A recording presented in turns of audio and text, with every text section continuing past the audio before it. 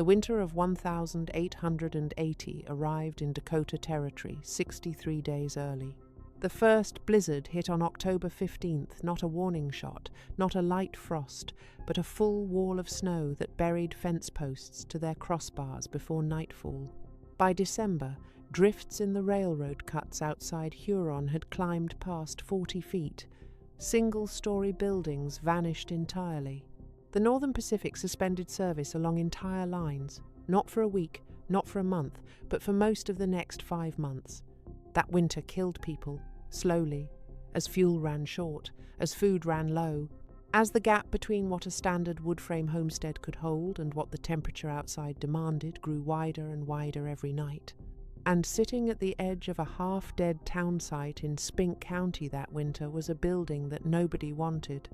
18 inches of native limestone, south-facing lancet windows, walls that had stood since 1877 and would stand another 150 years. The congregation had dissolved in 1879 when the railroad chose a route 4 miles to the north, and the stone shell sat there roof intact, floor solid, door hanging crooked on its hinges while everything wooden around it rotted or blew apart in the wind. The asking price, by November 1880, was $3. Her name was Hannah Vargaard. She was 29 years old, Swedish-born, and she had $9.40 left to her name. Hannah had come to Spink County 2 years earlier with her husband Carl on a land claim east of the town site of Redfield, 160 acres of flat. Good bottomland that the Homestead Act said was theirs if they could hold it for 5 years. Carl ran a team of oxen and had strong arms and a plan that was solid enough on paper. They built a frame house, rough lumber from the mill at Watertown, board and batten siding, a cast iron stove, the standard construction of every other homesteader on the block. Carl died in August of 1880. A farm accident, the grain auger, a moment of carelessness in the harvest heat. Hannah buried him on the east edge of the claim on a Wednesday, and by Saturday was facing the arithmetic of winter alone. She was not helpless. She had grown up working in the farm country outside Gothenburg, and she understood cold. She understood that a Dakota winter and a Swedish winter were not the same problem, that the wind here had nothing to stop it for 600 miles, that the temperatures she'd seen in her first winter, the mild one of 1,878, people said, laughing, had already been colder than anything she'd experienced in Sweden. What she understood clearly by September of 1880 was that her woodpile was wrong. Carl had cut 12 cords before he died. 12 cords sounds like a lot, and for a mild winter it might have been enough. But the men at the hardware store in Redfield were already saying this winter looked different.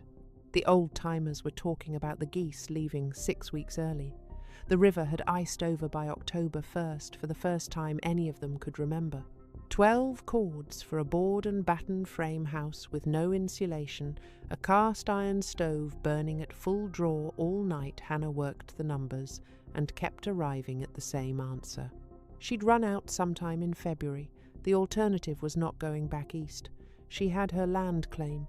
She had her cattle, 3 cows and a heifer, and she had no family in America, and no money for rail fare, and no particular intention of giving up what Carl had died building. So she went looking for something better than what she had. She found the church on a Tuesday in the first week of November. It stood at the south end of what had been Main Street in Caldwell Station, a town site that had been platted in 1876 with high hopes and had started dying the day the Northern Pacific announced its route change. By 1880, 6 of the original 14 buildings remained, and only 2 of those were occupied. The general store still opened 3 days a week. A family named Ottson lived in the house on the corner. The church was limestone, built by a German Lutheran congregation that had arrived in 1876 and dissolved in 1879. The walls were 18 inches thick at the base, slightly narrower at the top. The building was 32 feet wide and 48 feet long, with a gable roof that someone had been careful about. The rafters were heavy timber, the cedar shingles intact. 5 lancet windows on the south wall, 3 on the north. The front door faced west, which was the prevailing wind direction, and it hung crooked from a broken top hinge. The floor was packed earth with boards laid over it near the altar area. What it was not was crumbling.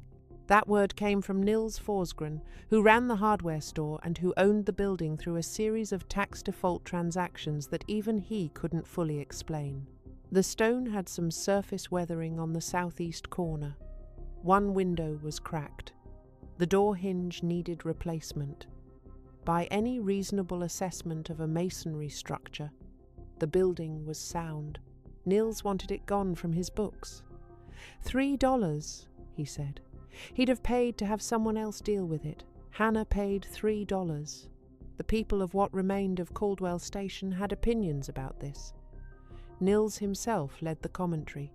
"She's going to freeze solid in that stone box," he told the Ottson family the evening after the sale. "Stone is cold. Everyone knows stone is cold. You touch it in January and your hand sticks to it." His wife nodded. A woman alone in an empty church. What does she know about keeping a fire going in a building that size? The Ottson man, Henrik, was more specific in his criticism. He'd worked a quarry in Wisconsin before coming west and considered himself an authority. "Limestone has no insulation value," he said, and here he was not entirely wrong, which made the rest of what he said more convincing. You'd need to burn 3 times the wood to heat that space compared to a proper cabin. "She'll go through 12 cords by Christmas."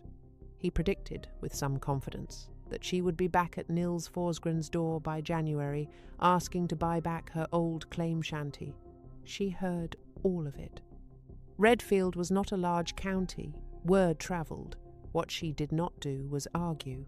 She had moved her stove, her bedding, her food stores, and her 3 remaining cows into the church before the first week of November was out, and she was already thinking about something that nobody in Caldwell Station had thought about yet. Here is what Hannah Vargaard noticed on her second morning inside the limestone walls, before she'd lit the stove, before the sun had fully cleared the horizon. It was warmer in the building than outside. Not warm, not comfortable, but the temperature inside was measurably, noticeably different from the air at the doorstep.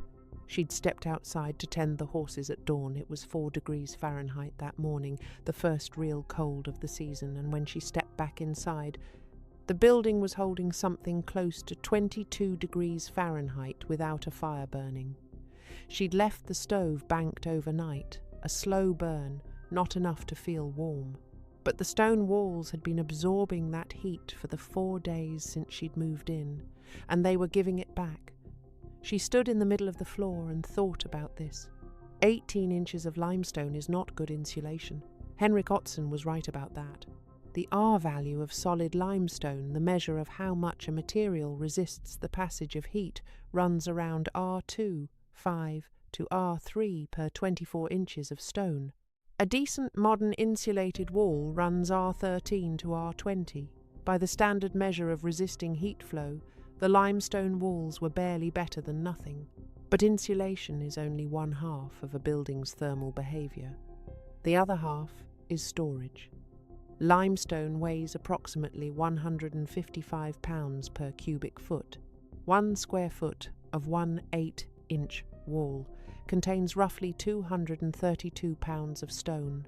Limestone stores about 0.22 British thermal units of heat for every pound, for every degree Fahrenheit of temperature change, so that 1 square foot of wall stores more than 50 British thermal units of heat for every degree the stone's temperature changes, and Hannah's church had roughly 2,800 square feet of wall area. When the stone walls cool from 55 degrees Fahrenheit to 45 degrees Fahrenheit, they release over 1.4 million BTU. That's roughly equivalent to burning 70 pounds of hardwood in a stove at 30% efficiency. The walls don't burn. They don't require feeding. They simply give back what they were given. Hannah didn't have a term for this. She hadn't read any engineering texts. What she had was 4 days of observation, and what she had observed was that keeping a moderate fire going continuously, not a roaring fire, not an intermittent fire, but a steady, persistent, patient fire, was doing something to the building's behaviour that she hadn't seen in the frame shanty. The walls were changing, they were warming, slowly, from the inside out. And unlike the frame shanty, where heat vanished the moment the stove went cold, the stone was holding what it was given. She made one decision in that first week that every experienced frontier settler around her would have considered a mistake. She never let the stove go cold. November passed. The first real blizzard of the hard winter of 1,880 hit on November 17th, dropping 14 inches of snow with winds that came out of the northwest at 30 miles an hour. In Redfield, 2 of the frame houses on the main road reported that ice had formed on the inside of their walls, moisture condensing and freezing against the cold boards. The Otson house burned through 2 full cords in those 5 days alone. Hannah burned less than half a cord. The difference was not magic, it was geometry and material science. A wood frame wall from 1,880 was built like this. Vertical studs, horizontal boards on the outside, perhaps a layer of building paper if the builder was careful, and nothing at all on the inside except the boards themselves. Air moved through the gaps between boards. Wind at 30 miles an hour outside a wood frame cabin is not entirely outside. It finds every gap, every improperly fitted joint, every knot hole. The effective insulation of a drafty frontier frame house in a windstorm was often R1 or less. The limestone walls at the Caldwell Station Church had no gaps. The mortar between the stones had been laid in 1876 by German craftsmen who had built stone churches in Württemberg, and they did not leave gaps. Wind at 30 miles an hour hit the limestone wall and passed around it. The air inside the building was still. Still air is an excellent insulator. Moving air carries heat away from surfaces at a rate proportional to its speed. This is the physical mechanism behind wind chill. Take it away, and what you have left is convection limited to the gentle rise and fall of temperature differentials inside the building itself.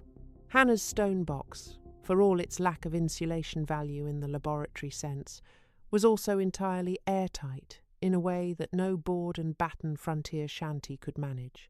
Her cows helped. She had moved them into the west end of the nave, the front third of the building separated from her living area by the original wooden chancel rail which she had left in place. 3 cows and a heifer in an enclosed space generate between 1,500 and 2,000 British thermal units per hour continuously. They breathe. They ruminate. They maintain body temperature and shed heat into the surrounding air. In a week, the west end of the church was noticeably warmer than the east end. In 2 weeks, the stone in that section had absorbed enough heat from the cattle's presence that even when she drove them out for watering, the temperature didn't drop immediately. The south windows added something she hadn't fully anticipated. In January, at 44 degrees N latitude, Spink County, Dakota Territory, the sun sits only about 23 degrees above the horizon at noon. It clears the south wall of the building barely at all, but 5 lancet windows on the south wall, each roughly 4 feet wide and 8 feet tall, meant that low January sunlight entered the building nearly horizontally. At the same angle it would enter a greenhouse, striking the stone floor directly. Glass blocks wind but passes radiant heat from the sun. On a clear January day, and Dakota Territory in winter has many clear days, the cold air being too dry for heavy cloud cover, those 5 windows admitted somewhere between 80,000 and 100,000 British thermal units of solar heat during the 8 hours of useful winter sunlight. That's the equivalent of a stove burning 3 hours at full draw, given free of charge, every clear day, with no wood required. Hannah didn't know those numbers. She knew that the south side of the building was warmer than the north side, that the stone floor near the windows was warm to the touch on clear afternoons in a way that baffled her, and that she could let her fire bank down on sunny days, and the building stayed comfortable. By the end of November, she had settled into a rhythm. Light fire in the morning, feed it through the day, bank it heavily at night with a large greenwood log that would smoulder for hours, wake up to a building that had not dropped below 40 degrees Fahrenheit overnight. She burned approximately 3/4 of a cord per week in the worst stretches. Her wood pile, 12 cords, the same 12 cords Carl had cut, would last all winter. December brought the second blizzard, then a third. Rail service to eastern Dakota Territory suspended on December 15th and would not resume for months. The people of Redfield understood by Christmas that they were on their own. The hardware stores would supply the commercial cordwood that settlers who hadn't cut enough timber could buy was rationed by mid-January. A cord went for $6, then $9, then $11. Nils Forsgren's frame house was burning 4 cords a month. His wife was wearing 2 coats inside during the day. Their water barrel froze solid twice in the first week of January, solid, not just surfaced, because the temperature inside their house, measured by a thermometer nailed to the kitchen wall, had dropped to 14 degrees Fahrenheit on 2 consecutive nights when the wind was bad. Hannah's building had not gone below 38 degrees Fahrenheit since she'd properly charged the walls in the second week of November. She had visitors in December. A woman named Britta Strom, whose claim was 3 miles east, stopped to water her horse and ended up standing inside the limestone nave for 20 minutes without saying much. She put her hand on the south wall, the one that caught the afternoon sun, and left it there. "It's warm," she said, with the flat disbelief of someone who has just been told that a well-known law of nature doesn't apply here. "The wall itself is warm," Hannah said. "It takes a week to get there, then it gives it back." Britta did not move into the church. She had her own family's claim to maintain, but she came back 4 more times before February. January 1881 was the worst month of the worst winter in recorded Dakota Territory history, a distinction it would hold until the winter of 1886 to 87 tied and perhaps exceeded it. Temperatures dropped to -35 degrees Fahrenheit. Snow fell on 47 of 59 days across January and February. The northern Pacific had been unable to break through the drifts in the railroad cuts, some of which had packed solid to 40 feet deep, and the combination of no supply trains and no let-up in the cold began to take a toll on every wooden structure in the county. The Forsgren house suffered a cracked beam on January 14th. The wood had dried and contracted enough in the sustained cold that a structural member in the east wall gave way with a sound his wife described as a rifle shot. The building was still standing, but the east wall had developed a gap at the roofline wide enough to put 3 fingers through. 2 neighbours came and packed it with rags and newspaper, but newspaper cannot insulate a gap at -30 degrees Fahrenheit. Nils came to see Hannah on January 19th. He walked 3 miles in wind that put the temperature at something below -40 degrees Fahrenheit by wind chill, which is a thing a man does not do if he has better options. He stood inside the church door for 2 minutes without speaking. Looking at the temperature, she had a thermometer on the south wall, Carl's, the one she'd brought from Sweden, which read 47 degrees Fahrenheit. He looked at the cows at the west end. He looked at the banked stove, ticking quietly, barely burning. He looked at her water bucket, which was liquid. His water barrel, he told her, had been frozen solid for a week. She gave him tea. She did not say anything about stone being cold or what everyone knew about limestone or anything at all about January. She gave him tea and he sat down, and she asked how his family was managing, and he told her honestly, which took a while. What he needed was not more firewood. He had 1/8 of a cord left, and the nearest available commercial supply was in Watertown, which might as well have been on the moon with the rail lines down. What he needed was to be somewhere that didn't require constant burning to stay above freezing. He brought his family the next morning. His wife and 2 daughters moved into the east end of the nave, behind the chancel rail where the altar had been. Hannah moved her sleeping area to the south wall where the windows gave her light. 6 people, 8, counting the cows, occupied a building that had been designed for a congregation of 40, and in the particular way of the hard winter of 1880. This arrangement made more sense than anything else available. Henrik Ottson came 4 days later. He had held out as long as he could, and his wife had stopped finding his opinions about limestone's thermal properties interesting somewhere around the 5th day of sub-zero temperatures inside their kitchen. He knocked on the church door at 7 in the morning with his children behind him and his hat in his hand, and he said to Hannah, "I was wrong about the stone." She let them in. By the end of January, 11 people occupied the limestone church at Caldwell Station. The building's thermal performance at that point had reached what a modern engineer might call its fully charged state, a condition where the walls, having absorbed weeks of consistent heat input from the stove, the cattle, 6 people, and daily solar gain through the south windows, were maintaining a stable internal environment, even against temperatures that had broken the coldest records anyone in the territory had recorded. On February 3rd, the thermometer outside read -38 degrees Fahrenheit. The thermometer on the south wall inside read 51 degrees Fahrenheit. A difference of 89 degrees, achieved by a building with R3 walls and a stove burning maybe 20 pounds of wood overnight. The physics of this require one more step to understand fully. Heat moves from warm to cold. The rate at which it moves is determined by 2 things: the temperature difference between inside and outside, and the resistance of the walls, the R value. A building with R3 walls losing heat to -38 degrees Fahrenheit outside, when it's 51 degrees Fahrenheit inside, is losing that heat at a rate determined by the 8-9 degree temperature gap divided by R3, roughly 30 British thermal units per hour per square foot to of wall.